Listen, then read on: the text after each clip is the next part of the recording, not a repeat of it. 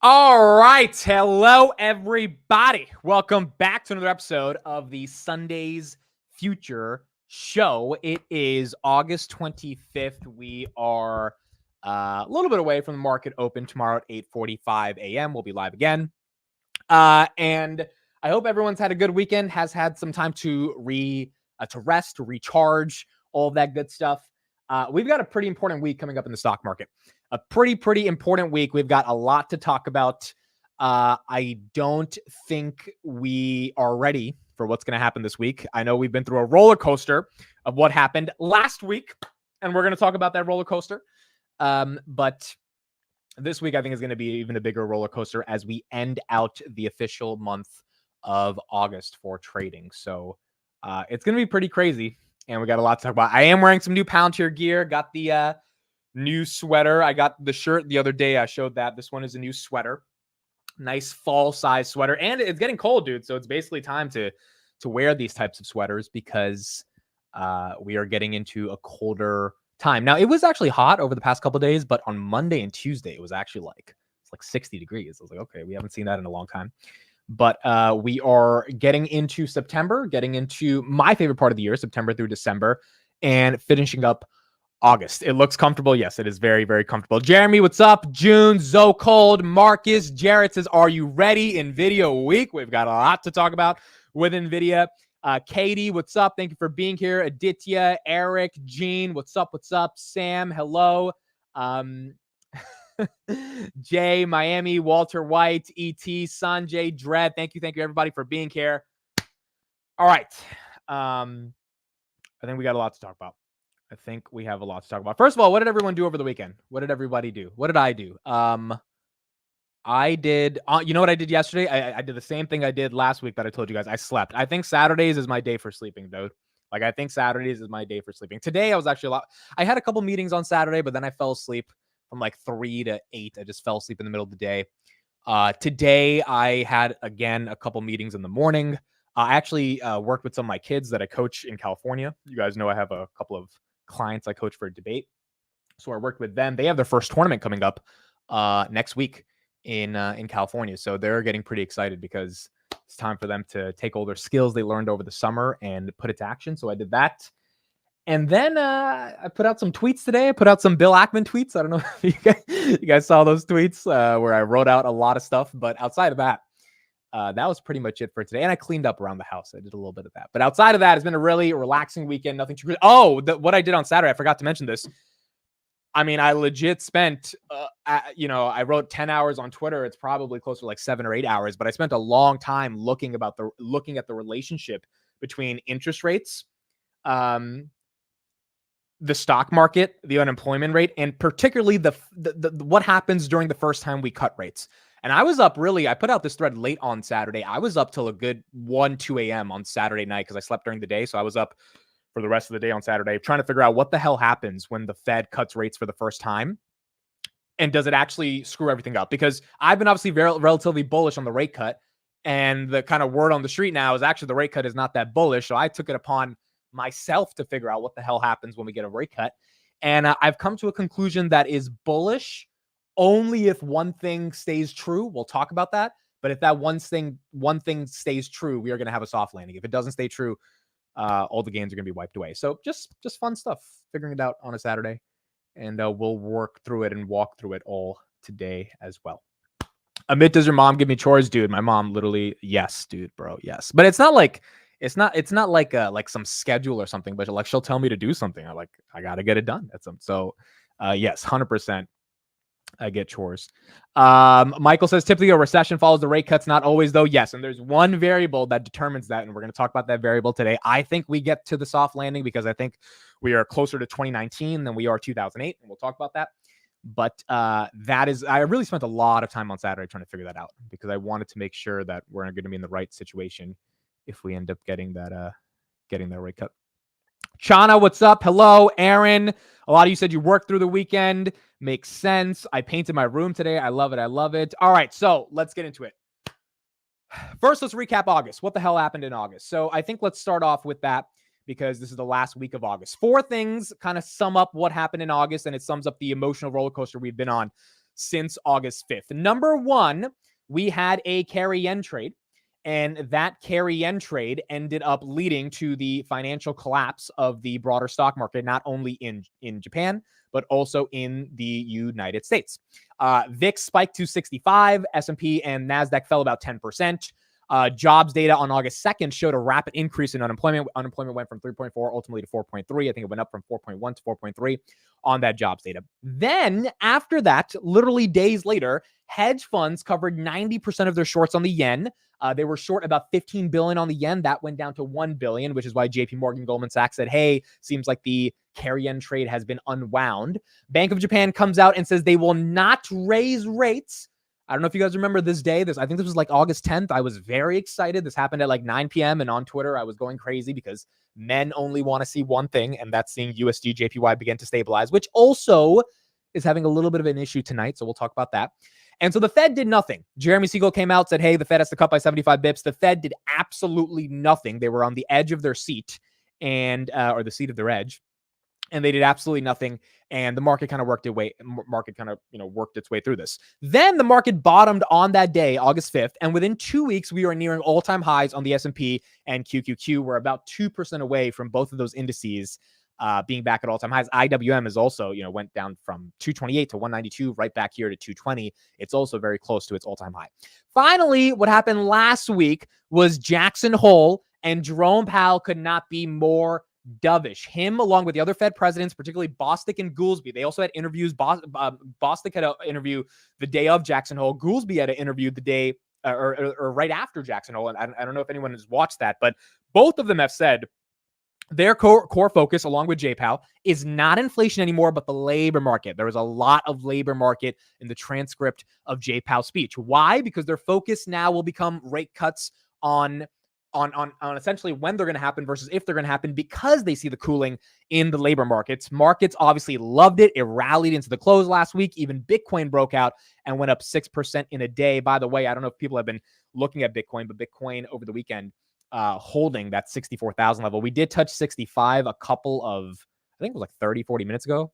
It was very close. It was, I think it was like right before I went on. There you go, 65, 123. Now back at 64. But overall, you would think we would have some pain this weekend for Bitcoin, but nope, it's held the same level it was at right on Jackson Hole on Friday. So in general, the weekend was the weekend so far has been good, but also all of August has been good. And outside of the one hiccup we had on August 5th, the broader market has been able to handle everything that was hurled toward it. And the reason I'm doing the summary is because it's important to understand going into the last week of August, which I think is going to be the most important week in the stock market so far. It was an emotional roller coaster. It was an absolute emotional roller coaster with August 5th creating a generational dip buying opportunity. I was just looking at my Robinhood order transactions history because I wanted to see like how much did I actually buy that day. And I bought a lot. I bought a decent amount relative to the portfolio. I put in a lot of orders and a lot of it got filled on that day. And I'm sure a lot of you did as well. It was one of those major buying opportunities. Now, do we protect those gains till the end of the year? That's what we're going to talk about today. But on August 5th, if you had some balls and you put more money into the markets, you were rewarded. And the reason you were rewarded is because a lot of this flash crash that was going on, everyone who really thought it was going to be the end of the world, it didn't end up happening. USD JPY stabilized. The yen was covered in terms of the shorts. Nikkei recovered. S&P 500 recovered. J-Pow on Jackson Hole basically said everything the market wanted to hear. The jobs data the next couple of weeks after August 5th, along with CPI, PPI, core CPI, all the metrics you care about, retail sales. I forgot to mention that was up 1% month over month. Like every good piece of economic data, ISM, home sales, everything you could imagine came in dovish or slightly missed, but not enough to create some catastrophic collapse, which is why buying the dip on August 5th really, really was a good idea. Now, having said that, that was awesome. That was great. Really fun. The problem is we are now getting into the final week of the stock market or of August. And on this week, we have two major things that are happening. Number one, obviously everyone understands NVDA. So we're going to talk about NVIDIA earnings and what that means for the broader stock market. Number two is what is the Fed's reaction, or what is the market's reaction now to a normalized rate cut? So basically for the past couple of weeks, everyone has been assuming we're definitely getting a rate cut. My perspective on this is like, yes, I've been assuming we're getting a rate cut as well, and we are definitely getting a rate cut as per what the Fed said. However, this is the first week. Starting tomorrow, August 26th, where the market is entering in with the assumption that we are absolutely 1 trillion% getting a rate cut. I still, think for the past couple of weeks, there's been that little bit of doubt the market had. Whatever doubt anyone had about getting the rate cut, Jackson Hole was able to resolve. So the question now is, how does the market react knowing that we are definitively getting a rate cut? And I was very curious about this. So I did some digging, and this is the chart that I want to look at. I made this chart over the weekend, and these are the 3 things that I think we all need to care about and put into context as we go through and try to understand what the hell's going on. So on this chart, you have 3 things. You have the unemployment rate, you have the S&P 500, you have the and then you have when they did the rate cuts. So the things in red, those little dots in red, that's the rate cut, and then the blue line is the performance of the S&P, green line is unemployment. 2019 is one of the examples in history, July 2019, where if you remember August to December 2018, the Fed raised rates. It was called the Christmas Eve crash, and markets fell by 20%. This is when Trump was like just yelling. By the way, RFK Jr. also endorsed Trump, so that happened on Friday, which is crazy. But Trump was just yelling at Jay Powell to be like, we got to cut the rates. I don't know why we have the rates so high. And Jay Powell essentially capitulated, and he also realized, we probably shouldn't have rates this high. And so the Fed started cutting. So you had unemployment that was at 4% at the beginning of July go all the way down to 3.5. Went down 50 basis points, which is a significant amount in unemployment coming down. And the markets, which fell 20% from August to December, it was a nasty time at the end of 2018. They began to recover and started making new all-time highs. And the reason they started making new all-time highs is because you had these rate cuts, one in July, one in September, and then one all the way in November. As you can see, the S&P started at about 250 for the year, bottomed at basically 235-ish, and then ended at the year closer to around 280. So overall, a strong year for the broader market. This is one of about 2 to 3 examples in history where the Fed cut rates and the market actually went up. The other examples are not that nice. And this is the counterexample, right? So this is 2001. 2001, as you can see right here, unemployment is going up. That really matters, and I'll talk about why in a second. The S&P, which is in blue, is going down by 50%. I was not really investing in the markets at this time, but if you were, let me know, if you remember this, because this just seems like nasty. And the Fed was cutting rates. So the Fed funds rate that was at, I think at the time, closer to 6.5%, it was starting to come down. And as it came down, as you can see in red, whenever the Fed cut rates, because unemployment was going up in green, unfortunately, the Fed cutting rates could not stop unemployment from going up.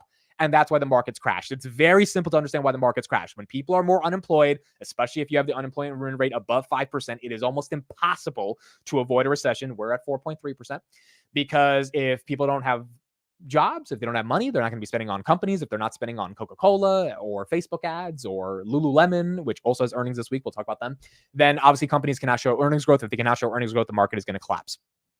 What is the difference between 2001 and 2019? Obviously, in 2001, you had 9/11 and you had the tech bubble collapse, right? So those two things happened. Those were very bad for the broader markets, and that also led to the collapse. So understanding that context, the major thing I want to talk about here is that unemployment rate was on the way up in 2001. Unemployment was on the way down in 2019. And so the broader problem that I'm running into to try to figure out what is going to happen when we get the first rate cut, because I want to protect these 2024 gains as much as you guys do. And 2025, we'll see what the hell happens in 2025. But at least to get through the next 6 months, 5 months, and make sure the shit doesn't hit the fan, it is all about the green line, unemployment. If unemployment continues to go up, unfortunately, I don't think the rate cut is going to have an impact. Because at that point, unemployment, rates could be at 0%. If unemployment's at 5%, if it goes up from 4.3%, which I don't think is going to happen if rates go to 0, that is going to be a very difficult situation for the Fed to be in and for the broader market to be in order for things to recover. And so what I am now deeply studying is not inflation anymore. What I am now deeply studying is the labor market. And I think all of our attention should shift from inflation to the labor market, unless inflation reaccelerates, which if that happens, that's not a good thing. I don't think that's going to happen. I think we've relatively won that debate. But now we have to focus on the labor market. So here's another chart that's going around. In red right here is the first rate cut, and in gray is a recession, is like in that shade of gray is a recession. So as you can see, in 1980, 1990, 2000, 2008, 2020, whenever you had a rate cut, you had a massive spike in unemployment. 2010 was obviously because of the pandemic, so that's a little, fake, but still, we had a lot of unemployment. And then we started to have the markets obviously did not do as well when we had rate cuts because unemployment went up. So in the first rate cut, January 3rd, 2001, S&P fell 39% over the next year. Unemployment rose another 2.1%. It's not because the Fed cut rates that the S&P fell 39%. It's because unemployment rose. Same thing in 2007, S&P fell 54% over the next 372 days when the Fed cut the rates in September 18th. But it's not because the Fed cut rates, therefore the S&P magically fell. It's because unemployment rose another 5.3%. So what I think we need to worry about to make sure, 8 p.m. Robinhood's open. All right, let me check after hours in a second. What I think we need to make sure, and we'll talk more about it, to protect these 2024 gains and for the rate cut to end up being as bullish as the market is perceiving it to be bullish right now, is if unemployment stays stable at 4.3%. The BLS revision we got last week of 818,000. By the way, I did some research. Do you know the United States government gives the BLS, the Bureau of Labor Statistics, $750 million out of our budget? Almost $1 billion these guys get to do their research, and they published the report 45 minutes late. So that's insane. But that 818,000 job revision, that was irrelevant. People don't care that much about it. It's not like those jobs went away. It's just that those jobs were never there, which is one thing the Bears got wrong. Bears were like, oh, these jobs are going away. Those jobs were never real. So it's not like 818,000 people were fired. 818,000 people were just never hired, which means the question is the people that were hired, was there only 818,000 people hired? Because then it would be zero people. No, there was like millions of people hired. So if you subtract 818,000, it's not a good thing, but it's definitely not the worst thing in the world, which is why the markets were able to overlook that. As a result, we need to focus on the labor market, because if that bad boy can cool down and not get as weak as it was showing signs of in early August, then I think we're going to have a face-melting, crazy rally towards the end of the year. And I have some data to look at for why I think unemployment will be fine. If we get a labor market that deteriorates, no matter what the Fed does, the market's going to have a recession because consumer demand is going to fall off a cliff. And so I'm hoping that ends up being the case and the labor market ends up going all right. All right. After hours or in the Robinhood overnight hours. So you've got Robinhood at $21.14. You got Palantir at $31.78. We'll talk more about Palantir. Bitcoin, 64,408. Futures just went red. They were green for a little bit. Now they just flipped red. There's a couple of reasons I think they flipped red. We'll talk about that. GameStop, 22.22. NVIDIA, 130. Oh, wow. NVIDIA's up. NVIDIA, 54,000 shares of volume. So NVIDIA is up. And obviously we'll talk about NVIDIA as well. Tesla, 219. That's down. PayPal, 71.86. SoFi, 753.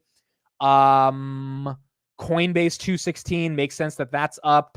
Shopify, 76.09. Cisco, 50. Amazon, 176. Apple, 226. Microsoft, 416. Netflix, 684. No real big movement after hours. It's only been 5 minutes, and we'll see as we get more volume, but no really big movement in the overnight markets. The Bitcoin proxy should be up because obviously Bitcoin is up. BITX, that one is doing great. That one's at 3207 right now. Again, that just moves with Bitcoin up or down. So yeah, nothing too crazy in the overnight markets, but in general, futures are red right now. Where's MicroStrategy? Let's look at that one real quick. MicroStrategy is up 1%, 152.4. 152.4. Okay, cool. Adam, what's up? Thank you for being here. Rocket Lab, does Robinhood allow you to buy Rocket Lab overnight? Rocket Labs, isn't it? Talk about Rocket Lab, huh? It's getting a lot of momentum. Yeah, you can't trade it overnight. But Rocket Lab is turning into a stock people really care about now, man. So if you're in that one, if you're heavy in that one, congrats. That one looks like it's getting a lot more name recognition. Okay. So, yeah, overnight trading, nothing too crazy, but markets are now open. Futures are slightly red. So unemployment is what we've all got to worry about.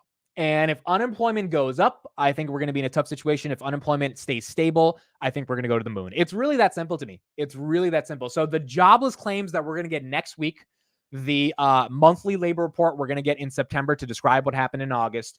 Those numbers are like make it or break it days. Those numbers are more important than CPI. They're more important than everything, because if we can get a jobs number that is just not horrendous, and that shows unemployment is not decisively being increased, then we're going to be good. Now, when the Fed cuts rates, does that help the labor market? Of course, because that makes the cost of capital cheaper.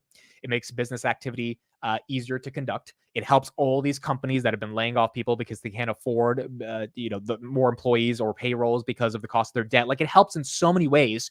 The problem is there's a lag to it helping. So if the Fed cuts by 25 bips, and maybe even 75 bips by the end of the year, it's not like that's going to dramatically reduce unemployment within the next 4 months. It'll take at least, I would say, 7 to 8 months, if not a year, to really see that impact. So the market has to be willing to overlook and really look into the future if unemployment dramatically goes up, and like really trust that the Fed rate cut would stop unemployment from continuing to go higher. And I don't know if the market has that much excitement or wherewithal to do that. I would hope they do, but I think the easier way to confirm that the market does not have to kind of look into the future and assume that a rate cut would lower the unemployment rate is just having the unemployment rate not going up. If that does not go up, then we're going to be in a good situation. If it does go up, again, there's no way to slice it. Like, we're going to be, if unemployment goes to 5%, we're screwed. It's just that simple. Here's the unemployment rate right now. As of July, it's at 4.3.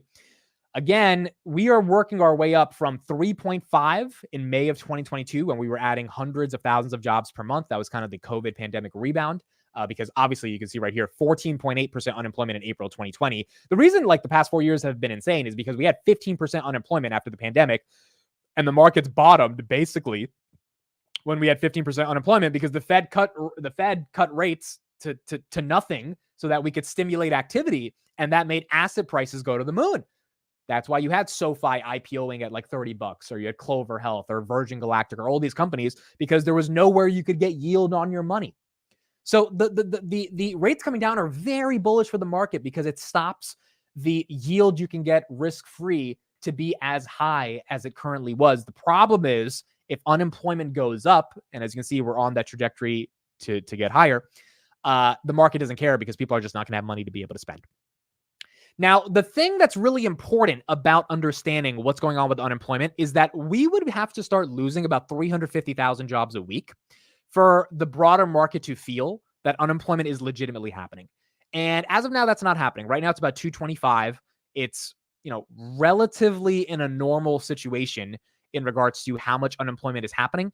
And what's also really important about unemployment is that the number of jobs available for the number of people unemployed, if you believe the jobs that are out there, and they're not all ghost jobs, that is still out there, which means there's still 8 million jobs out there for people to get.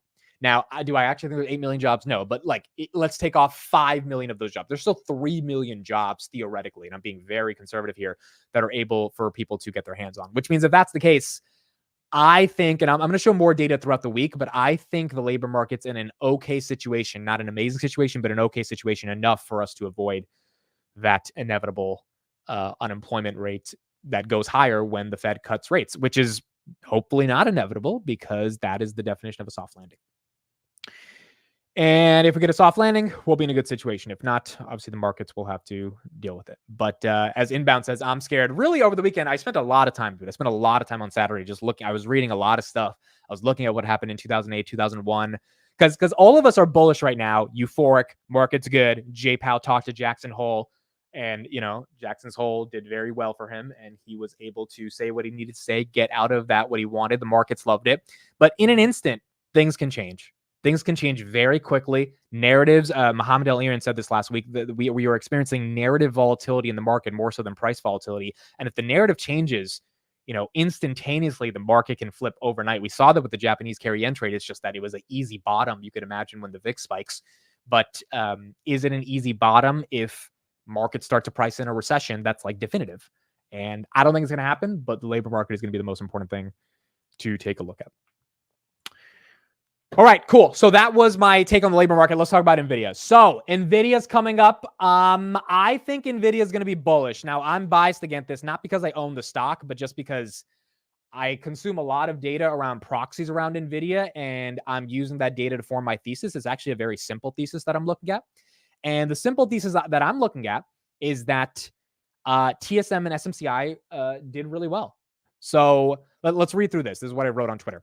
If we get a strong earnings, which to me means a beat on the top line of $28 billion and a revenue raise for Q3, then I think the market will calm down. Right now, everyone is scared that there is no ROI coming from the hyperscalers on their CapEx around NVIDIA, which is fair, but it's kind of stupid to me because if you believe in the broader AI thesis, which everyone who's an institutional investor, forget a retail investor, says they believe in, then that monetization is coming. If you're investing in the Max 7, but you don't believe that AI monetization is happening, you shouldn't be investing in the Max 7. So it's hilarious to me when these stocks fall off when they're not showing ROI on AI, because it's like institutional investors are just like being idiots. It's like you have to give them time to have this play out. You cannot ask for it overnight if you actually understand the AI thesis. So I think Jensen not only needs to put up strong numbers, he needs to read the room and calm down the entire street. If he can tell everyone to give Google, Meta, Amazon, Microsoft some time as they build out their AI infrastructure, then maybe the street can relax when they report big CapEx numbers without seeing massive growth from AI-related revenues. I think Meta and Amazon, and we're going to talk about Amazon in a second, they're the only ones that have really seen like tangible growth from AI. Google's Gemini has not really taken off, and Microsoft outside of Azure AI Cloud has not really seen tons and tons of growth. GitHub Copilot has seen some growth. Microsoft Teams has seen some growth, but they need to show, stronger growth to justify some of this CapEx spend. So the only fear on NVIDIA is that guidance doesn't beat due to the Blackwell delay. I kind of think that's irrelevant because SMCI raised guidance by $3 billion. Again, people forget SMCI said, hey, we're not going to do $20 billion next year. We're going to do $23 to $26 billion next year. Basically saying, hey, we might end up doing $6 billion more than what we thought, which means they are having such a backlog of GPUs that they have to provide the infrastructure to serve, because that's what SMCI does. They cool the GPUs, all that good stuff. That means that Big Daddy NVIDIA is selling a crap ton of GPUs. And then TSM reported 44% year-over-year growth in chip sales for July. And that's just 1 month alone. So I would imagine NVIDIA has enough demand to keep showing the growth. And if people can't get Blackwell, they'll end up getting the H100 while they're waiting for Blackwell. So it's not like that's going to take a hit on the revenue numbers, which means NVIDIA, I think, will determine if the market was happy with the Q2 earnings outlook overall. And NVIDIA will determine kind of if the market goes higher.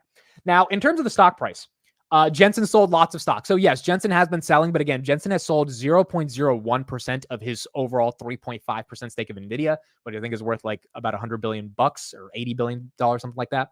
So him selling has been largely irrelevant to me as well, because first of all, the stock's up almost 200% this year. You're going to have an insider that takes profits. But number two, every insider is taking profits. Meta, Bezos, Tim Cook, all of them are selling because stocks are up. And if stocks are up, you're going to have insiders that sell. And again, he's just not selling a large majority of his position, even though it seems large to you and I, but for him, it's ultimately not that large. So, I think NVIDIA is going to do well. The only thing I'm scared about is the stock price, right? So the stock right now in the after hours is at 130. Currently in the pre-markets, it ended 129.46. After hours is at 130. I'm confused how much more room NVIDIA has to run on this earnings. NVIDIA's at 3.18 trillion. If they stay at this same level, they're probably going to decrease their PE because they're probably going to grow dramatically. And that's going to obviously help them. And their price to sales will also decrease. But one could argue, will it become a normal PE and normal price to sales after this earnings if they don't move? Probably. It would probably be a lot more normal than it is right now. And I'm not saying right now is not normal. It's just in general, the market would like it to be at a better valuation. However, the implied volatility is 10%. So either NVIDIA is going down 10% or up 10%. It seems hard to imagine that it's not going to go one way or the other. And if they have a knockout quarter, which I would imagine they have a good chance to have a knockout quarter, then they're probably going to show a ton of momentum and the street's going to get excited about this. Let's look at NVIDIA's revenue growth over the past 6 quarters. This is something to look at. I think a lot of people forget how much this company has grown. They were doing $6 billion in Q2 of fiscal year 2023. Now they're doing $26 billion. Data center revenue was $3.8 billion. Now it's $22.5 billion.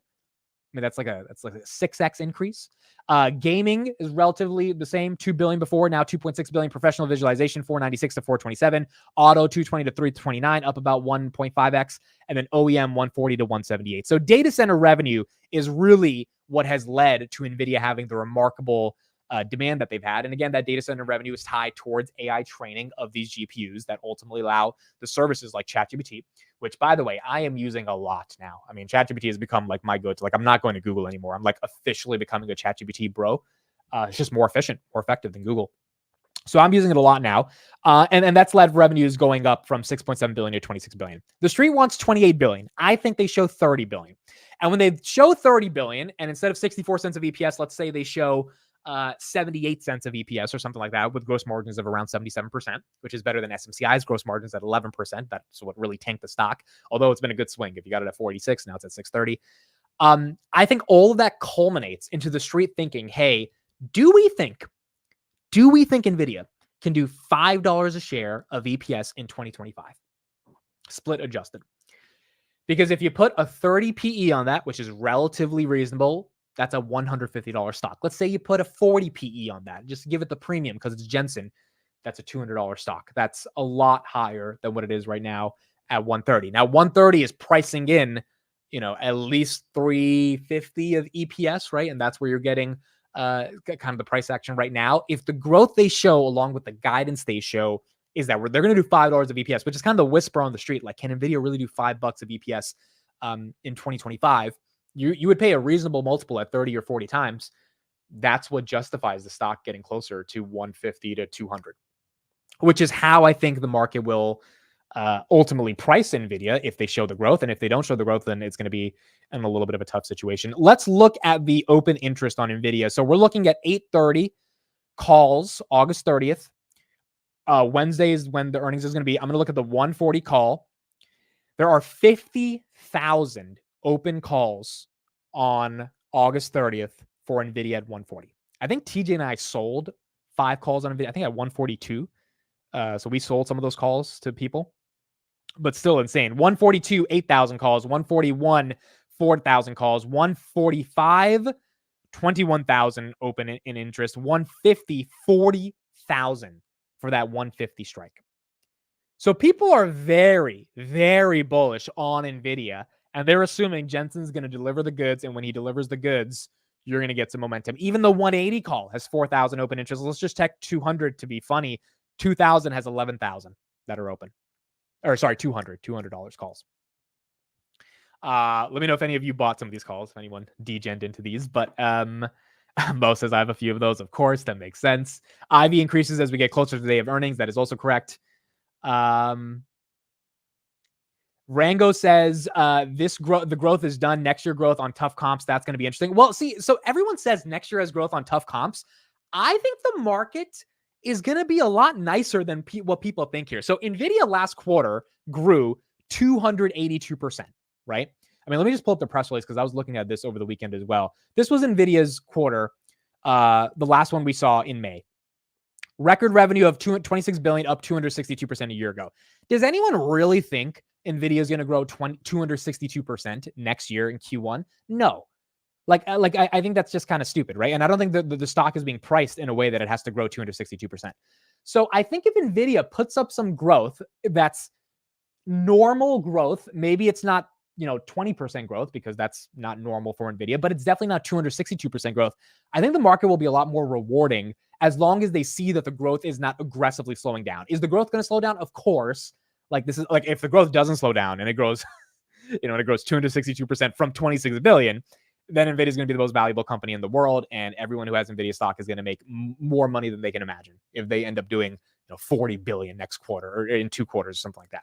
But if that's not going to happen, then if we have reasonable expectations, I think you can still get to $5 of EPS and you still have decent demand for their products, even if you don't have 300% growth, because I think everyone probably thinks that that's not going to happen. If that's the case, you remember 64% of NVIDIA institutionals or NVIDIA shares are long and held by institutionals. The institutions want this thing to go up. The short interest is 1%. This is the darling of Wall Street. This has put up insane numbers. Everyone loves Jensen Huang. He's not out there like Elon being all political. Like he really has no enemies against him. He's just providing the technology that everyone in the world wants. And people want to see him win. So I think the toots are going to be on his side. I think they're going to be reasonable with their expectations. It's just this year, because NVIDIA's, added a couple trillion in market cap, they're not being reasonable with the expectations, and they shouldn't be because NVIDIA added a couple trillion in market cap.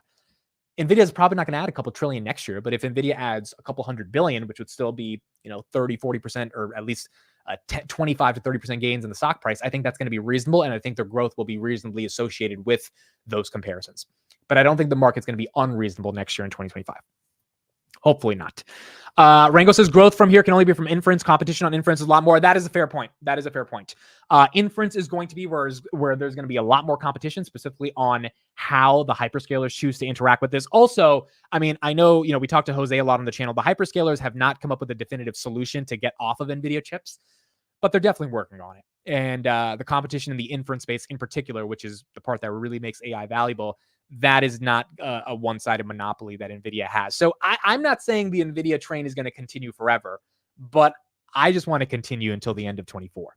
And if they continue until the end of 2024, we all have a choice. Like, I think in 2024, if we have a bull market, S&P to 5,800, NASDAQ to 520, Palantir maybe to $35, even though we'll talk about Palantir in a bit. They're, I think the reason they didn't go up on Friday is because they've just been up so much, so they're cooling down a little bit. But, in general, Tesla to maybe 250, like the market does well by the end of the year. I think we all have a choice. And that choice on January 1st, 2025 is, do you finally take some real profits, like you sell some really big stakes of your position, or do you sit through the volatility that is going to be a Trump or Kamala presidency? Do you sit through the volatility that is the eventual bubble bust of NVIDIA, because that bubble will burst, and AI in general, aka the hardware infrastructure? I don't think it has to be like a .com crash or something, but I do think we will see valuations come down because people aren't going to be buying chips forever. And do you want to see the general volatility of a rate cutting cycle where unemployment might not be fully solved in terms of nailing the soft landing? I just want that choice in January 2025. I just want that choice. That's all I'm asking for. I'm asking for a choice. In life, you can only ask for a choice. And if I could get that choice, if all of us could have the choice by January to decide, hey, do I want to go 50% cash and just like chill for 5 months? Because it's been a fucking emotional roller coaster holding anything you've been holding, stocks, options, for the past year. It would be nice to take some profits and just chill out a little bit and see how things play out. But in order to even have that, I mean, you could have that choice right now. It's just like, we haven't seen this kind of blow off the top rally that I think a lot of us are suspecting. And I think there's too much bullish sentiment to imagine that we don't get it. Therefore, you kind of want to stick on for the ride a little bit till the end of the year. But if we get that chance by the end of the year, I think it would be appropriate to at least take some risk off the table and then see what happens in 2025. But I think NVIDIA will do enough to get us that momentum towards the end of the year. And so we'll see. We'll see how this ends up playing out. Gene, it's so funny you're mentioning this, bro. Take a look at cybersecurity, look up the hack ETF and go from there. I own Crowd. Dude, I literally was looking up cybersecurity ETFs this week, or this weekend, like last night. And Hack was one of the ones that came around. Hack and Cyber, CIBR, and then Hack. These are two ETFs that I was looking at for cybersecurity, because I'm thinking of establishing cybersecurity as part of my portfolio. And I kind of don't want to pick, like CrowdStrike, Palo Alto. Like, I think all of it's just so important. I'd rather just go long an ETF and not have to worry too much about individual stocks on this one. So yeah, Hack is one that I found. This is a good one, up 14%. And then Cyber is another one. They're both up. Well, this one's up 5%. The other one's up 14%. But in general, they would be up a lot more if Palo Alto, or if CrowdStrike did not have that, massive collapse.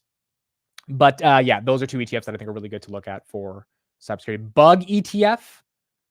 Bug? I haven't looked at this one. Bug. This might end up performing like SMH, dude. I don't want to get ahead of myself, but SMH has had a hell of a year, and that's the semis ETF. I wouldn't buy SMH now because, I feel like the run has already happened on that one. But Bug, 8.9% up for the year. Yeah, I think cybersecurity is important. I think it's very important, and I think it's only going to get more and more important, especially as AI becomes important. SMH probably will still be important as well, but SMH just had such a hell of a run. You would wait a little bit. Cybersecurity, I think it's still prime to keep going. But both probably will do well over the next 5-10 years, as AI is a tailwind for both of them. Scott, thank you for the $5 super chat, Brody. He says $18K in cash. I want to invest it, but worry we could be at all-time highs till election. Anyone have any investment ideas for the situation? No, Palantir, SoFi, Rocket Lab. All right, so put it in the chat. If you had 18,000 cash, hypothetically, what would you do? To be honest, dude, like collecting that 5% for Robinhood on 18K, that doesn't sound horrible.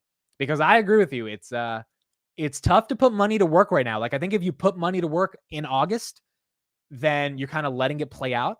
Putting it to work now at these levels, I kind of want the people in money market funds to come put their money to work, right? I want to relax, and I want the money market fund people who have been chilling out, not putting their money to work, to start buying stocks at these levels, because I already did a lot of my buying. We talked about this last week, but investors have put in over $90 billion in money market funds this month.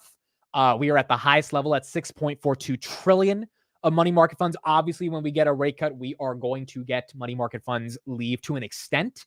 The question is, how much are they going to leave? To what extent are they going to leave? And is that money going to be fuel for the stock market? That happened in 2009. We had about 500 billion leave money market funds and come into the stock market. The problem is in 2009, we were at a bottom and we were rallying because of the 2008 recession. We're not at a bottom. And so if you're still getting 4% or 4.5% risk-free, is that enough for the market to be scared and decide that, we need to get some money back into the markets? Okay, speaking of NVIDIA, let's talk about, Rango says he started buying Airbnb. Interesting. I've been looking at Airbnb as well. The earnings call, I agree, was great. Numbers were great. Market just for some reason hates this stock.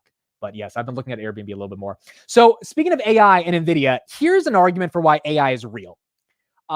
This is something that Amazon CEO Andy Jassy said that I think we all missed. I don't know if this was on the earnings call or if this was like in a recent article or something, but if you didn't see this, this is really important to understand, because it does seem like AI is having a meaningful impact in their business, and all of this is obviously possible because of GPUs and NVIDIA. So what did Jassy say?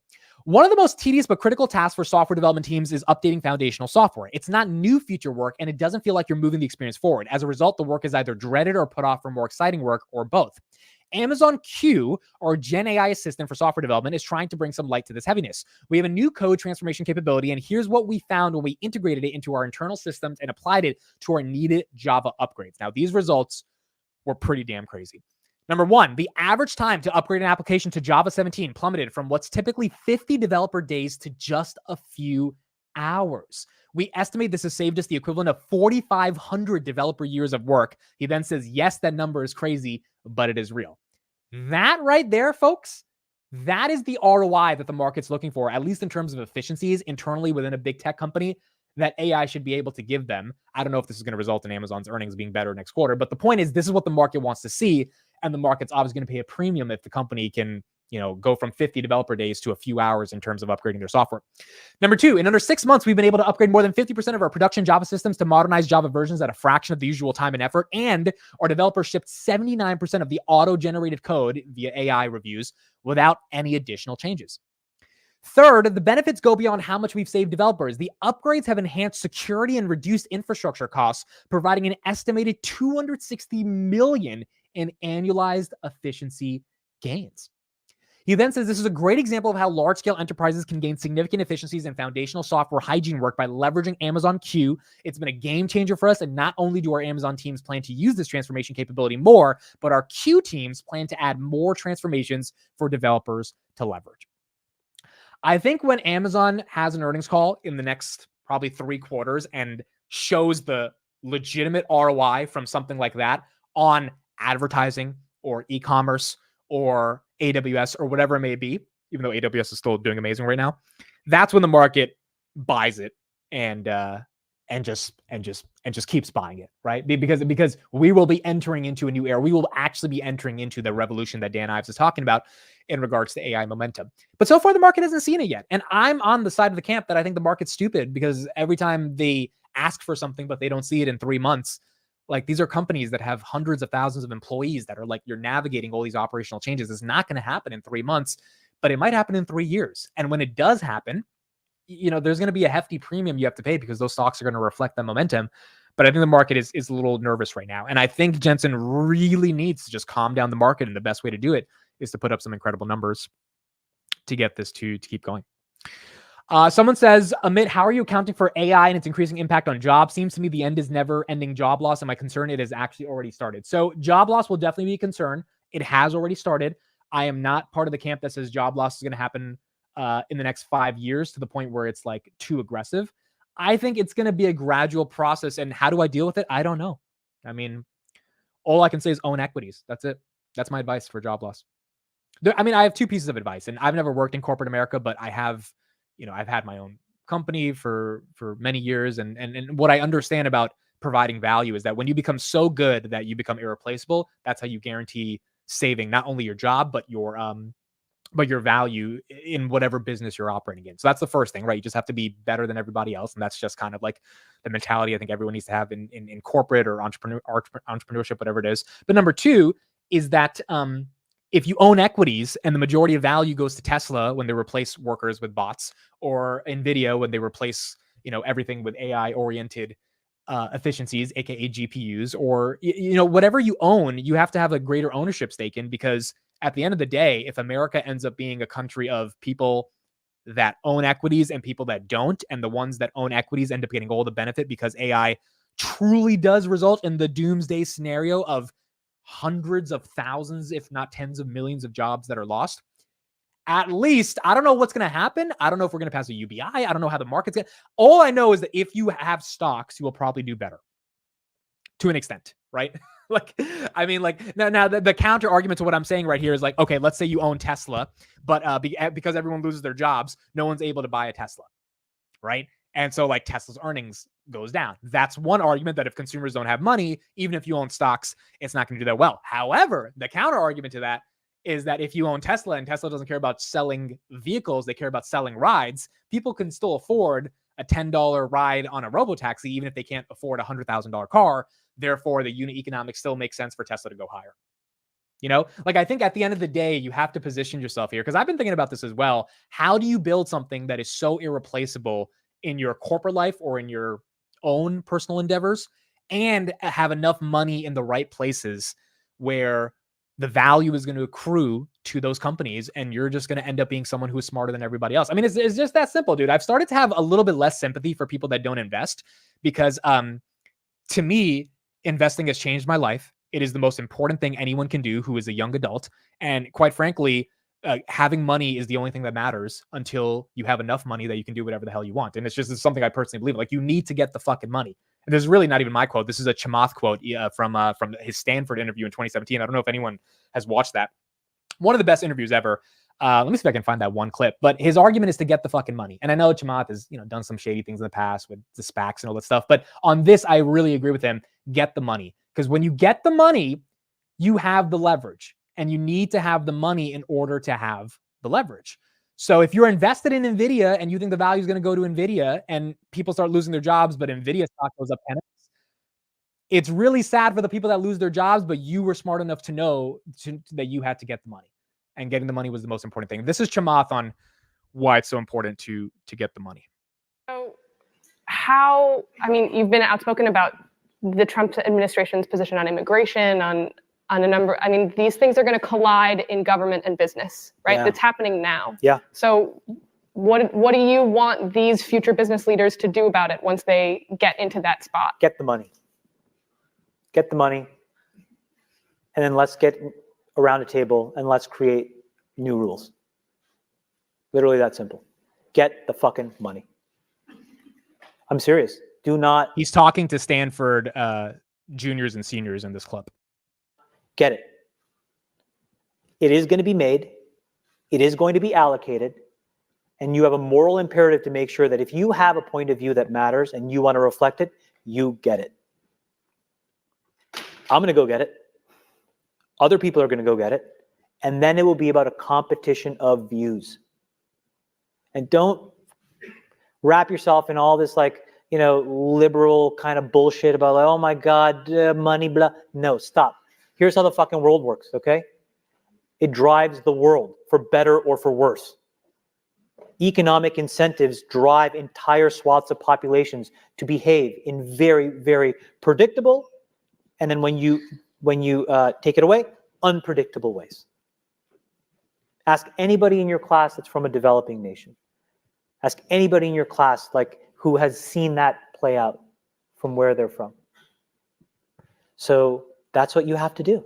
You got to go and get it. If you control the capital and you have a point of view, you can now, then the question is, don't be a sellout. Whatever your worldview is, you should be spending time to think about what that is, so that when you control some of these purse strings, you push that view into the world. So I think, I listened to that about 5 years ago and it changed my entire perspective. It's about getting the fucking money. Now, as Inbound says right here, but getting the money is hard. Well, it was never going to be easy, right? It was never going to be easy. Of course, it's hard to get the money, but the point is you got to get the money. And what does that mean for investors? And again, the reason we're on this topic for those that are joining, it came from a question about what if AI ends up replacing jobs? Well, you need to be positioned in a way that means that doesn't affect you. Like people losing their jobs via AI should not make you lose sleep at night. And the only way to do that, in my opinion, is to have such a substantial amount of money. You don't have to be a billionaire or anything, but you need to have a war chest that is able to calm you when you think there is going to be a lot of volatility in a totally changing new world. Granted, I do think that AI will accelerate and we'll have more jobs. And I think there's a really bullish way of thinking of AI giving you jobs. But let's assume the bearish view happens and people lose a lot of their jobs. You need to get the fucking money. And the way to get the money on this channel, the way we conceptualize it, is by investing in equities in a meaningful way that builds long-term wealth, that allows us to sustain portfolios. And quite frankly, 99% of the world is still not investing monies in equities. They're not getting the money because they're not investing in equities. They're just not, they're not investing in general, right? Like they're just not investing. And that's why I'm so passionate about this shit, because I love this. Like to spend 5 hours on a Saturday, and reading about the relationship between rate cuts, unemployment, and the federal funds rate. To me, I just feel like I'm getting smarter as I'm understanding how to position myself in a changing macro environment. I'm not going to be the guy that when the Fed cuts rates or when unemployment goes up, you didn't know about it.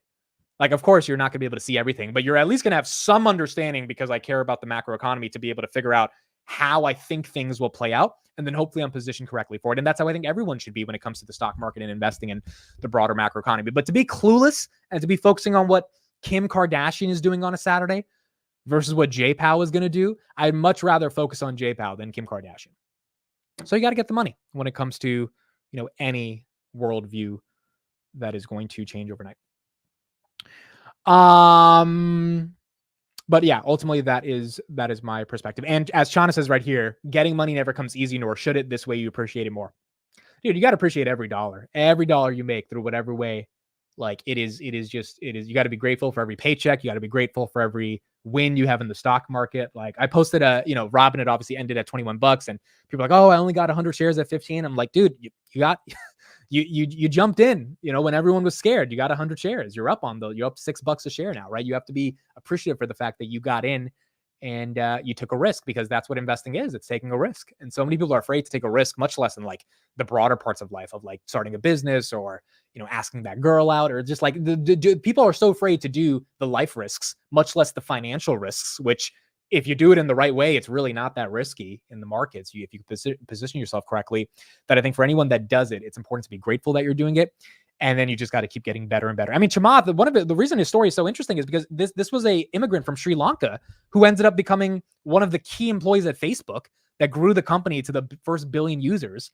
And then after, he got a nice fat paycheck and he started investing a ton of money. And now he's worth a couple billion because he obviously knew what he was doing and he took advantage of opportunities and he took risks. So I think it's important for all of us to care about getting the money. Okay, so that's what we had to talk about in regards to NVIDIA. So let's end it off, and then we'll do a little Q&A. So if you guys have any questions, you can put it in the chat. But let's talk about earnings this week. Let's talk about what the hell is happening in regards to earnings, because we do have a big week on earnings. The other thing I liked real quick about that clip with Chamath is I liked that he said don't worry about all the crying about having money, right? He called it liberal bullshit about like, and it's not really liberal or like, it's not really like Democratic or Republican here, but it's this idea that if you have money, you should feel sad about it. I have completely lost that mentality. I think I had that mentality when I was little, ironically, when I didn't have money and I was complaining that Bill Gates should be donating. I remember I used to have these debates with my uncle. I was like, Bill Gates is worth too much money. He needs to give money away. Now I'm just like, motherfucker, I want to be worth as much as Bill Gates is worth. And like, no one's going to tell me what the fuck to do with my money. I would say a nicer guy. I would probably give away a lot of my money if I had 80 billion, just like causes I care about. But getting it is the hard part, right? And complaining about someone donating their money is easy to do. Actually getting to the point where you have that much money and then you can make the fucking decision of donating or not, that's the hard part. That's the part no one wants to do. I think that's Chamath's argument about this liberal idea that like getting money is bad or capitalism is bad. It's like capital controls the state of the union, essentially, the state of ideas, the marketplace of ideas, the ability for people to impose their concepts over other people's concepts. capital controls that. And if you have the capital, you have a chance to continue getting your ideas out into the world. Okay, so earnings. We got a lot of earnings. Let's start off with retail. We have Abercrombie and Fitch. Quick TLDR on Abercrombie and Fitch. They increased operating margins by 700% year over year. That's why the stock is exploded. I do think that Abercrombie will do well as long as they don't show. It's up 86% year to date. Over the past 1 year, it's up 230%, dude. That's crazy. I missed this. I don't know if you guys got this. I completely missed this. If they show consumer demand is bad, I'll be scared for Abercrombie. However, Target said apparel sales were up last quarter by 3%, which is surprising because if we have a struggling consumer, why are people buying clothes, right? That's the thing you don't buy. You just use your old clothes when you're struggling, right? You don't buy new clothes like that. That you don't need new clothes if the consumer's struggling. But Target had consumer sales go up, which was actually very bullish last week. So if Abercrombie says earnings are going to go up because of that and the consumer's fine, I think that's good for Abercrombie. Then you have Ulta. This stock is up 15% after Buffett bought. If the lipstick index is correct, even if we get a recession, women will keep buying makeup. So I think the stock is going to do well. The financials are great. The stock was down 30% year to date. Now it's recovered a little bit. I think Buffett bought it because he thinks it's a hedge against a recession. So Ulta hopefully will be strong. I guess, one thing is, especially what Zokold says in the chat, you don't want to bet against the U.S. consumer. The American consumer is going to spend, and whether it's Ulta, Abercrombie, Target, Walmart, if they're spending right now, hopefully that spending will be enough to keep up earnings growth. So that's what we have for retail. Then in semis, we talked about NVIDIA. Dell, to me, is very interesting. If Michael Dell can show 2 to 3% operating margins growth, right now it's at 0%, I think Dell goes up by 10%. The only thing the street cares about is seeing Dell show some operating margin growth. If they can't show it, they're going to get clapped. If they can, I think they do very well. And they report, I think, the day after NVIDIA. So they report on, here's the calendar. They report, on the 29th. So we'll see. And then Marvell is also on the 29th. So NVIDIA is on the 28th. We'll see how that plays out. But Dell is going to be right after. And if they show some more margins, that's going to be really good. Last two companies, SaaS and cybersecurity, and then we'll talk about a couple other ones, CrowdStrike and CRM. So on CrowdStrike, my simple thought here is that at the end of the day, cybersecurity is only growing in its importance via its TAM, and CrowdStrike is a leader in endpoint security. So I don't think this thing has to go back to 150. A couple of weeks ago, I thought this thing was headed below 200. The problem is the Y2K fallout has not led to that much weakness in their earnings in the broader market. JP Morgan, Goldman Sachs has come out and said, hey, we are fans of cybersecurity. CrowdStrike's going to be fine. They're going to have a little bit of guidance growth decline, but outside of that, they're going to be good. If CrowdStrike says we had an amazing Q2, which they're going to have because the whole Y2K thing happened after Q2, and they slightly lower guidance, I think the stock is flat at 270. Maybe it goes down 5%, maybe 7-8%, but I don't think they have some dramatic earnings decline in fiscal year 2025 because the cybersecurity TAM is growing so much that whatever growth decline they were going to show, they're probably going to make it up on the back end. So, I mean, could the stock go back to 240, 230? Yeah, but that's the extent of the pain. I don't think this is a snowflake scenario. Management is actually competent, although they had a mess up last month. I think they're going to be okay.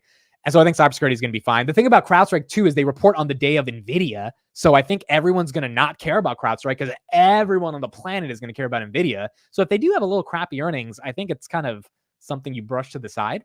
If they have a decent earnings, then the market probably doesn't care too much and they stay flat, if not go a little higher. And then Salesforce. I am really curious about what happens with Salesforce because Salesforce basically had zero AI narrative, zero AI momentum. Their Einstein AI product, some of you guys have messaged me, that is absolute crap and you can't see it being used in the enterprise in a meaningful way. They're still going to put up probably $9 billion of revenue from their legacy customer relationship management business, right? So like that core CRM is not going anywhere. But I think the market's going to be a little curious, like, hey, where is your next leg of growth? And should we be giving you a multiple? Because SaaS right now is in a horrible situation. MongoDB, Intuit, Salesforce, all these companies. Palantir is the one SaaS superstar that's up 90% year to date because the market doesn't think of them as SaaS. They think of them as AI. Now, why is SaaS in a tough situation? Because essentially the market is thinking that AI is going to commoditize pretty much all of the basic SaaS offerings. And if AI commoditizes a CRM or a data lakehouse, which I don't think is happening anytime soon, but if that's the perception of it, the future growth of it starts to decline. And then the market's not that excited about something like Salesforce. So I'm really curious to see what happens with Salesforce. The stock has been under a lot of pressure, but it did recover. So if we look at it year to date, it's only up 3%. This was the big decline we saw on CRM. It was at 270. At one point, it was at 300 in February. It fell all the way to 218, and it's recovered nicely since then. Maybe the market was just too emotional during this time. That could also explain it. Maybe it wasn't really an AI growth scare. But as long as they put up decent numbers and have some level of narrative that makes sense. Also, their free cash flow took a hit last quarter, and that they haven't missed on free cash flow in the past 20 years. So that number was not the best. If they can change that, and I think that will be good as well. Other companies I'm looking at, let me know in the chat. And if you have any questions, we'll do Q&A to wrap this up.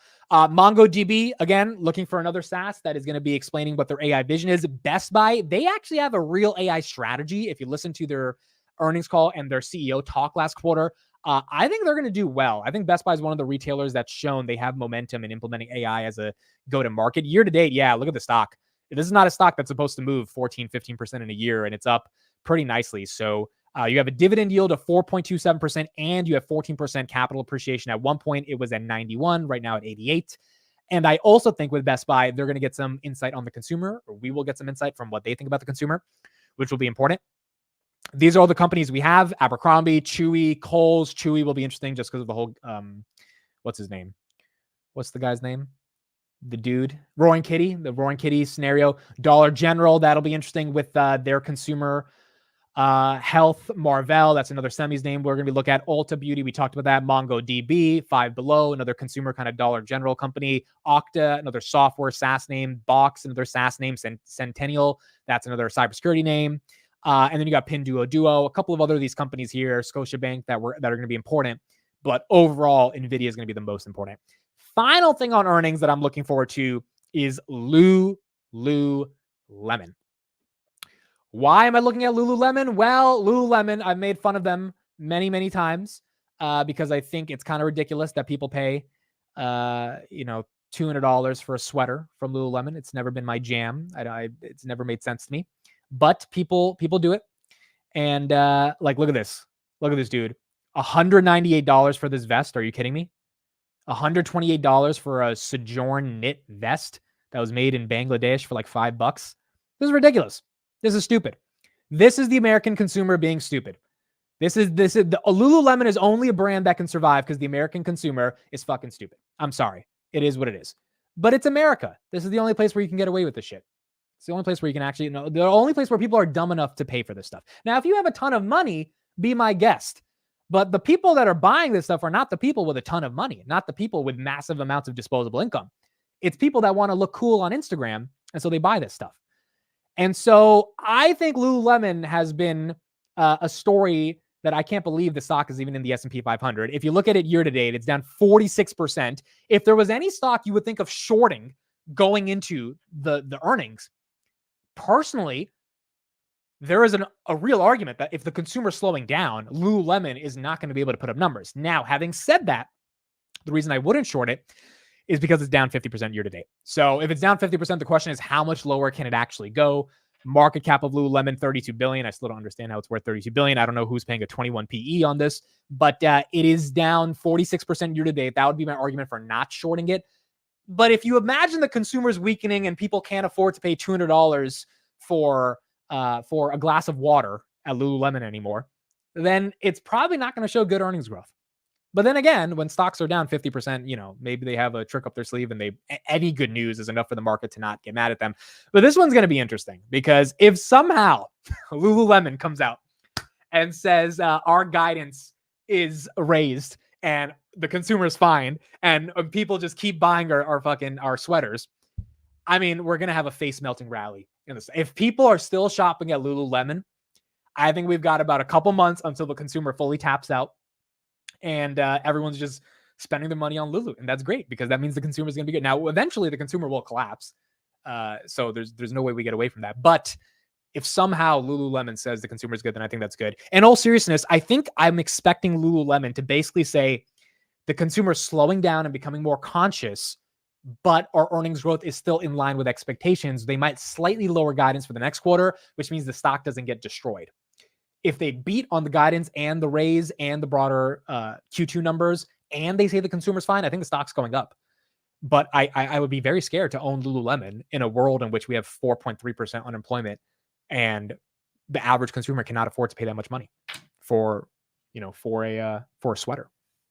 So that's the last earnings that I'm looking at this year, and we're going to see what people end up saying. So there we go, folks. That's what we got in the context of earnings. Danielle says, I don't think high-end consumer is doing bad. I agree. And so that's another question that I have. I might actually listen to the Lulu earnings call because I don't understand their business as well. So I'm like making jokes about them, but I could be totally wrong if I don't really understand their business. How much of the company is selling to like people that are making 500 grand a year, right? Because if you're working some investment banking job or some tech job and you're making 500K, and you get 20, 30 grand a month, and after taxes, you still have many thousands to play with a little bit. If that consumer is the majority of Lulu's customer base, they're going to be fine. I don't think that's the case because I think a lot of those people are actually smart enough to not buy this shit. And I think the people that are buying it, it's not the majority of people buying Lululemon. So I think if it's the high-end consumer, then Lululemon's going to be fine. If it's not the high-end consumer, which is why they went down 46% on the last earnings, because obviously the people are not buying as much as they were buying before, then it's going to have a little bit of trouble. So I'm curious. Maybe we'll learn more about Lululemon and see if there's an opportunity there, and see if there's a real diversified consumer base or if they just, appeal to one segment of the consumer at the end of the day. Okay, let's get some questions. Amit, how sustainable do you think NVIDIA is in the coming years in terms of gains? Should we be worried of them falling off due to an always changing technological landscape? I think the only reason NVIDIA would fall off is because chip demand starts to get lower because all the chips are built out. Every time I say that, I remember that humanoid robotics are going to need chips. FSD is going to need chips. 100 trillion parameter LLMs, ChatGPT that I'm using on my phone is great, but when it becomes the 6th, 7th, 8th version, it's going to need more chips. So I don't think there is any technological landscape that is going to push NVIDIA off of its brakes, meaning I don't think there's going to be something more technologically revolutionary like a transformer, like GPT, right? The transformer part of GPT or a GPU. I think it's going to be demand. That's it. So I think we're due for 10 years of tech continuing to innovate, but NVIDIA and AI being at the center of it. Because it took us 20 years to figure out something new besides the internet, and we found it with large language models. So now I think we're going to milk that for the next decade. And then probably 2040-ish, 2035, we'll probably come up with something else, hopefully, that creates the next leg of growth. That's the other thing about AI, dude. Like everyone who thinks AI is a fad, you have to be bearish on the broader market because the market needs growth opportunities to, as an aggregate go higher. Same thing with GDP. If AI is not the tailwind of growth that gets the market to go higher, we have nothing. Like the Vision Pro is not going to get us to have a new economy that grows dramatically. We need AI. So start believing in this shit. Start using ChatGPT. And I'm just being facetious here. Of course, I can't say that word. But it's like I'm seeing real use cases of AI. And I think all of us need to find more use cases because this shit needs to work in order for the broader economy to go higher. Now, if it's an absolute bubble, like the .com bubble was in 2001, which ended up not really being a bubble in terms of the internet, just a bubble in terms of the market at the time, then that's bad for the broader market because then AI is fake. I just don't think Palantir earnings shows that it's fake. I don't think NVIDIA earnings show that it's fake. I don't think my usage of ChatGPT every day shows it's fake. I don't think FSD or human robotics are going to show that it's fake. I think it's going to be real. I just think the market eventually will appreciate it over time. So hopefully, AI doesn't fall off a cliff, but I don't think it's going to fall off a cliff either. If NVIDIA's margins come down, it will crash. Yeah, I don't know what would get their margins down. They're at 77%. If they go to like 76, I don't think the market cares that much, but I think they're going to be pretty stable. And like last year at this time, they were at like 56. So if anything, they're going to show growth, even if it goes down a little bit quarter over quarter. But year over year, again, the comps are really easy, right? Like this year for all companies, that's another reason the stock market is up, dude. Robinhood is up 40% in the past 2 quarters in terms of organic growth when you compare last year to this year, because last year they had a crappy year. Same thing with Palantir. Palantir is up 27% because last year was a crappy year. Next year, we're going to see if Robinhood and Palantir really are the companies that at least I think they are, and they can keep putting up the growth, because if they don't, they're going to get hit, right? If Palantir can't grow 30% from a $678 million Q2, so what would that be? That would be if they grow just a minimum of 37%. They would have to put up $881 million in Q2 of 2025. Robinhood at this level, if it continues to grow 40%, which I don't think would happen, the Robinhood would have to put up basically I keep messing with 682 times 0.4 plus 682. They would have to put up $954 million. Now they're probably not going to grow 40% again, right? Maybe it's going to normalize at like 25%. But the point is, comps are going to get harder, and the companies that we love, in order to keep their multiples that are priced within 30 or 40% growth for the next 5-6 years, they're going to have to put up the numbers. And that is another thing that I think could be bad for the market in 2025. If they can't put up the numbers. If they can, then they're going to continue to do well. Bay Area is truly becoming an epicenter of AI. Rango says one of the best long-term investments, I think, is Bay Area real estate. Yeah, I agree, dude. I think buying property in San Francisco and near that tech center, it's expensive and you've got to have some money to start. But I think over time that's like New York to me. It only goes up over time. It only goes up. And it's a much safer investment property, in my opinion, than in a lot of places, because the culture in those areas just continues to go higher. Now you got to deal with regulatory stuff from the New York State and the California State, but Stanford's magical, dude. Stanford's magical. Palo Alto's magical. I've been there many, many times. It's just one of the best places in the world in terms of experiences you can get, especially if you're trying to start something new. And as a result, you're going to have premium around the real estate that's there. I'm worried about Affirm. I'm worried about a credit bubble. I'm worried about a credit bubble as well. And Affirm, buy now, pay later, is definitely a company that can go under if we have a credit bubble. I don't know what to do with that information about credit, to be honest. Like, I see that delinquencies are going higher to an extent because SoFi's peaked in March, so it seems like that's going down. But in general, credit card debt, I should say, is going higher. That's true.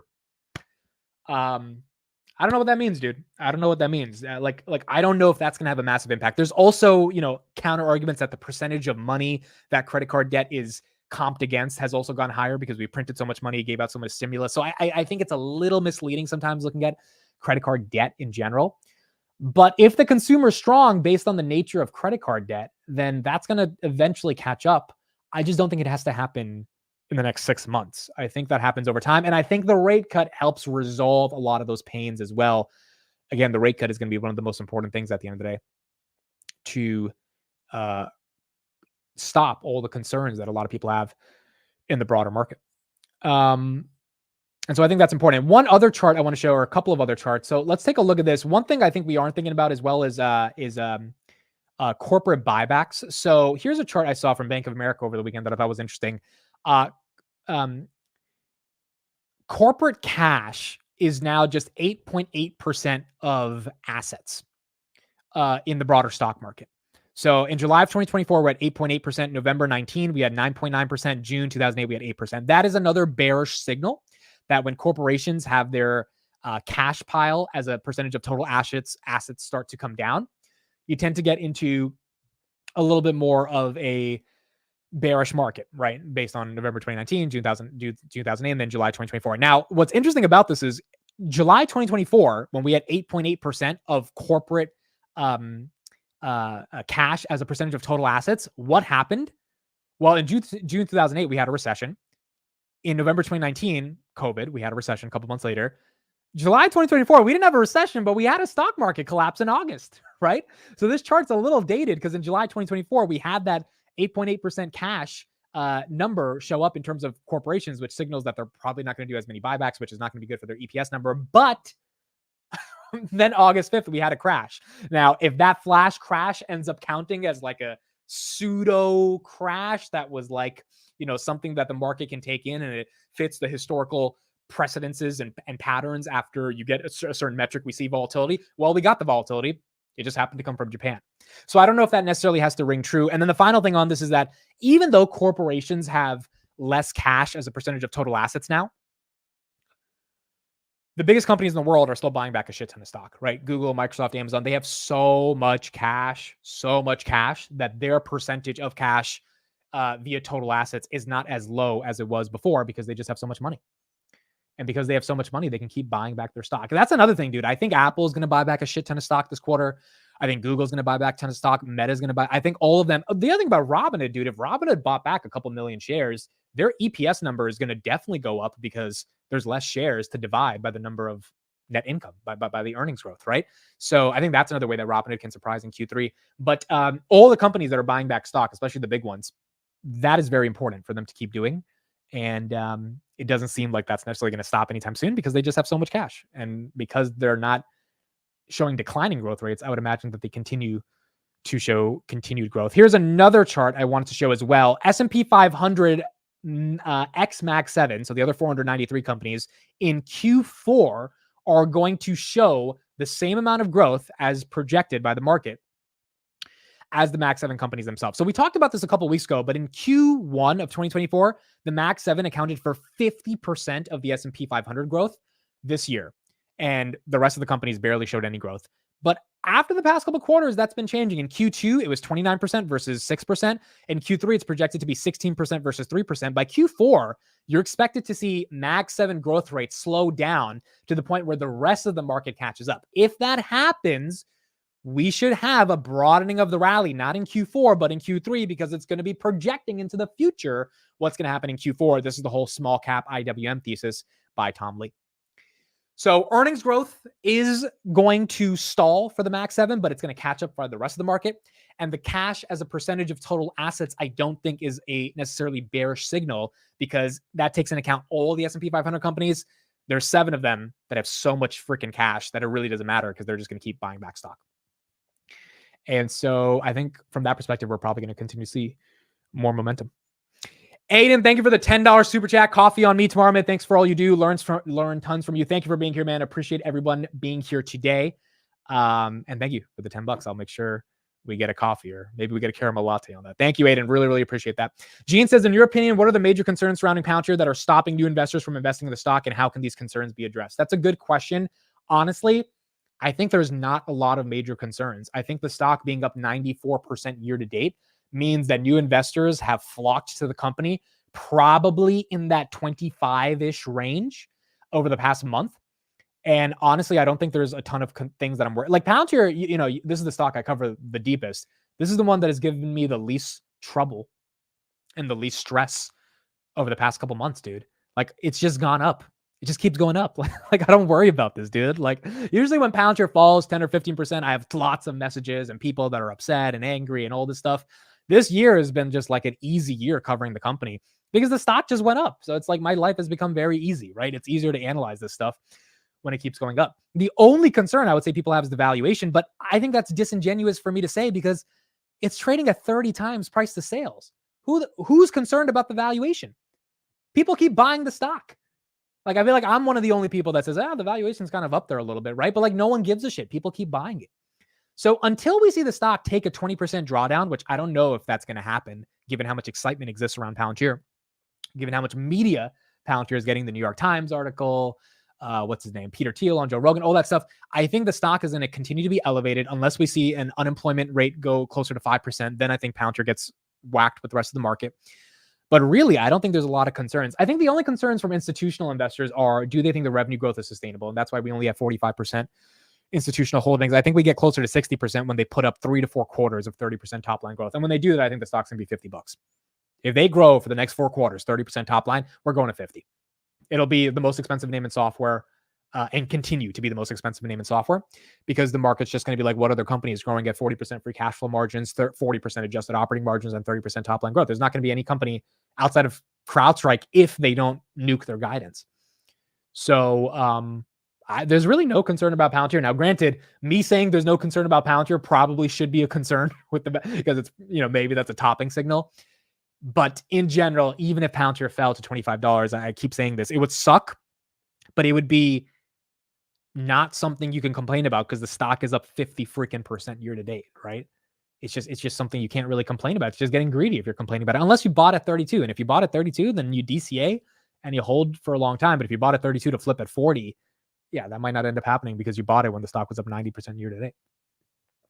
Is S&P 500 still a big catalyst? Yes, but I don't know if it happens, dude. And the problem is, if it does happen, I don't know how much more premium the stock gets. Again, it's trading at a very rich premium. So if we get in, I think it helps us. I don't know if it takes us to $40. I think 35 is very possible from 32 if we get into the S&P 500. But I think September 6th, we're going to see the results. And, there's a lot of other companies that could get in that have better institutional ownership. So I just don't want to get my hopes up for that, because I got my hopes up for the last 3 inclusions and it didn't happen. So if it happens, I'll be happy. If it doesn't, then we'll see how it plays out.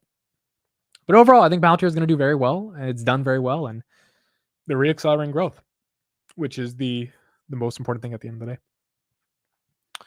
All right. I think that's pretty much it. June says we should have something special for the Sunday episode instead of word of the day. Okay, what do we do for the Sunday episode then at the end of the show? What do we do? If we're not doing word of the day, what do we do? What is something special that we do? FOMC September 18th, I believe.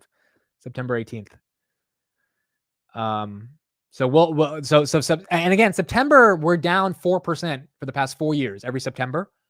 I hope to God that's not going to be the case this time. I think we're definitely going to be down in September. There's no way I think we get out of, dude, if we get out of September green, I mean, dude, I don't know, dude, if we find a way to be green in September, that's going to be crazy. But I just hope we're down like 1 or 2% and it's flat and it's not like catastrophic. So FOMC is going to determine a lot in September when we get that rate cut. Mayo bite of the week. That's not happening. That's not happening. We didn't really talk about Bitcoin too much. Have you come around to Bitcoin? Yes, I've absolutely got an orange pilled over the past 18 months. But Bitcoin's been doing good this weekend. I don't know what the reasoning is for it, but it's held 64 really nicely, dude. Like really, really nicely. And I thought it would collapse over the weekend, but no. It was up 6% Friday, held 6%. Oh, so let me tell you what happened over the weekend. Or let me tell you what happened on Friday. This will be how we end Sunday's episode. Embarrassing story of the week. Okay, so I have a story. I don't know if I'll have a story every single week that's embarrassing, but this story is not really embarrassing, but it was a funny story. So I walked downstairs, right? Some of you guys might have seen my tweet already, but I walked downstairs on Friday after the market closed. Heavy day of streaming, did the market open, got through Jackson Hole, then, did some work, then got through the market close, talked with Steve. I'm tired. I come downstairs. I say hi to my mom. My mom has some podcast that's on the TV. Okay. So I sit down and I just, I'm just chilling with my mom. And 5 minutes later, dude, I'm not really paying attention to the podcast, right? Because I just sit down. I'm just chilling. She turns off the TV and she looks at me. And this is when Bitcoin's at 64,000, right? This is when Bitcoin's exploding. Like right when I sat down is when I tweeted this shit. Like Bitcoin was mooning, bro. And I was like, holy crap, this is great. Maybe we break out. I sit down. She turns off the TV and she says, so do you have any childhood traumas that you haven't told me about? I'm just like, and I look at her and I'm like, and I'm looking at Bitcoin and I'm seeing Bitcoin go to the moon. And in my head, I'm like, I think Bitcoin's about to go to 65,000. We're about to break out of the stupid range that didn't end up happening. But I'm like, where is this conversation coming from, dude? Apparently, she was listening to this parenting podcast.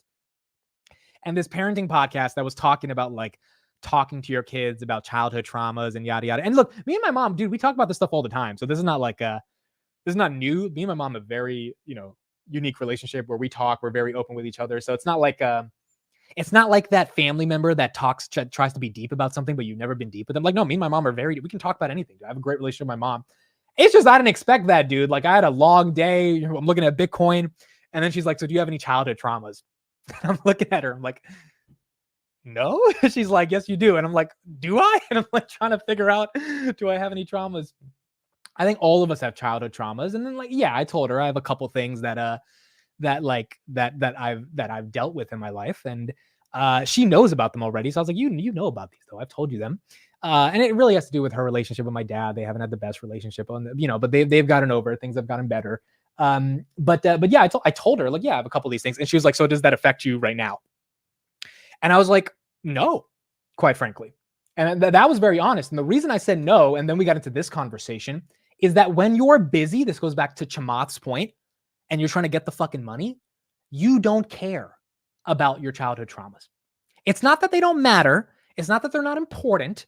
It's just that I don't think about them. Because quite frankly, I'm not going to have a victim mindset where I'm like, oh, my parents fought when I was little and that affected me and that made me like feel some type of way. It's like, yeah, that stuff affects me. I've definitely thought about it many times in my life. Like it is a motivator for me and all this stuff, but I'm not going to wake up every morning when I have shit to get done and be like, remember when mom and dad were arguing when I was in 5th grade? It's like, no, dude, like get the fuck out. And I also, so I told her like, I'm not going to let that stop me from being successful because I've got to get the fucking money. And B, that type of trauma to me, I am grateful that I had that type of trauma because I didn't have other types of trauma. Meaning there are people that were like physically abused when they were kids. There were people that just went through way worse shit than me. So what I was telling my mom is just like, hey, like, yeah, I've been through some stuff, but I never had to worry about a meal. I never had to worry about clothes. I never had to worry about if I would have medicine. Like I just never had to worry about basic necessities, which puts into context the emotional things I was concerned about, which aren't invalid. Obviously they matter. It's just, you gotta put on, your adult pants and realize, did I really have it that bad? And the answer was no. Like, no, I really didn't. Like, and those are emotional pieces of trauma that will last with you forever, but they're not to the point where, your dad was hitting you or something like that. Like, I just never had that type of trauma. So I told her, like, yeah, like stuff happened, but it's not like I obsess about that stuff. I don't think about this shit. I move forward. I had to. You did lose the cat, yeah. So yeah, when my mom, I told you guys the story. My mom bought a cat, and then a week later, she I should have said that story. That would have been so funny, because she has no sympathy about returning the cat a week later, dude. She hates pets so much. She does not care about that. But in general, dude, I think everyone's trauma is very valid. It's very real. And if you have trauma in your life, especially in the context of parental relationships or things that have happened, it's important to analyze this stuff. Especially, she was talking about it in the context of, she obviously knows that I'm probably going to start dating a lot more soon and getting serious about a relationship. So she was like, I want you to deal with that stuff before you get into a relationship. And I think that's fair. That's very important. I want to be open with my future wife about, things that have happened in my childhood that have bugged me. I want to hear the shit that's happened in her life, all that stuff. But it cannot be to the point where it stops you from moving forward. It can't. Because if that's the case, like, you're just never going to get any shit done. And I have some friends that are like I was telling my mom, I have some friends that are starting to psychoanalyze like what has happened in their life. And when they tell me they're spending time doing this, I'm like, oh, you're bored. Like you're like, and it's not that I'm not saying it's a bad thing. Again, I'm just saying, like, I don't have time to worry about that stuff. I'm trying to figure out when the Fed cuts rates for the first time, does the fucking market tank? Because I've got a lot of money riding on some options and I need this shit to go up. So my life is about getting the money right now. It's not worrying about mom and dad fighting in 5th grade and me listening to it on the stairs, because that shit happened. It's done. I wasn't abused. I'm moving on. All right, let's fucking move forward, right? But I think a lot of people that are spending a lot of time psychoanalyzing it, unless it's deeply, deeply affecting you, you're probably just not doing a lot of stuff in life, which is okay. But it's like, you don't have something to distract you. And the greatest thing that can distract you is, building something, whether it's in your job or personal endeavors. And that forces you to not worry about all the shit that happened in your life, forces you to move on. And I think that's important. I think it's very, very, very important. Dude, like, when we were having this conversation, bro, like, Bitcoin, like, I'm looking at my phone. I'm like, she's like, childhood trauma. I'm like, Bitcoin's about to go 65,000. I'm like, it's a big deal. Like, we're finally, dude, we've been at 54 for like fucking 3 weeks. It's like, we're finally breaking out. Like, that's what I'm concerned about. And I don't think that's toxic. I think that's very important, because if you're passionate about something and if you're going to make a lot of money off of something, and then that money will allow you to then, give your mom a better life, etc., then you've got to be focused on it, and you've got to be focused on it. Sham Sankar has a great article on the CTO Palantir about work-life balance. If you just Google Sham Sankar work-life balance on Google, you'll see the article.